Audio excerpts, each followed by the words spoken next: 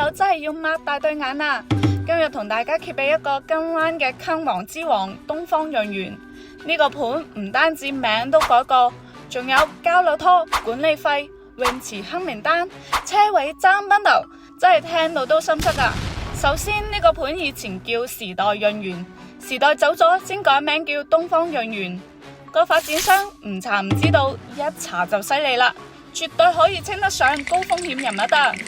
唔怪得經常聽聞有業主投訴，話收樓發現漏水、空鼓、爆磚，足足66處問題啦，真係不得了。其實好明顯，發展商資金鏈早就有問題啦，交樓一拖再拖，品質仲要豆腐渣，管理費又照收喎，但係後邊幾棟連保安都冇，垃圾站隨便擺，夏天臭到簡直要暈低，10年都招唔到商，真係離晒大譜。咁之前呢，業主投訴完，其實政府都有介入嘅，話換萬科物業，結果呢，開發商賴皮，最後都係業主受害。我查翻之前嘅記錄，原來10年前就開始打官司啦喎，真係掂個碌蔗，我俾個拉佢至得。仲有個泳池都係一直拖住冇交付，之前就係臭水池，業主等咗差唔多10年，終於交付啦。哇，無證經營加水質超標，直接上咗政府黑名單。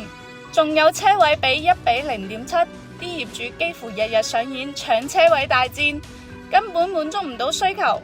返到屋企周圍揾車位，日日都係折磨。個爛尾會所就唔想講啦，呢個盤攞地年限可以講係非常長久，風格更加係舊到唔想講。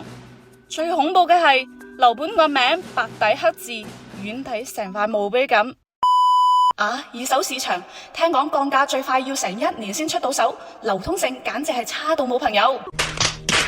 所以話各位買樓係人生大事，千祈唔好貪平中伏。如果身邊有人想買東方潤園，快啲轉發呢條片俾佢。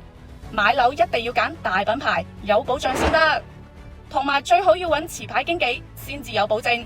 香港龍頭企業，倍添保證，記得點讚關注。如果仲有其他中伏盤可以留言，我哋下期再講解。買樓記得揾持牌經紀啦。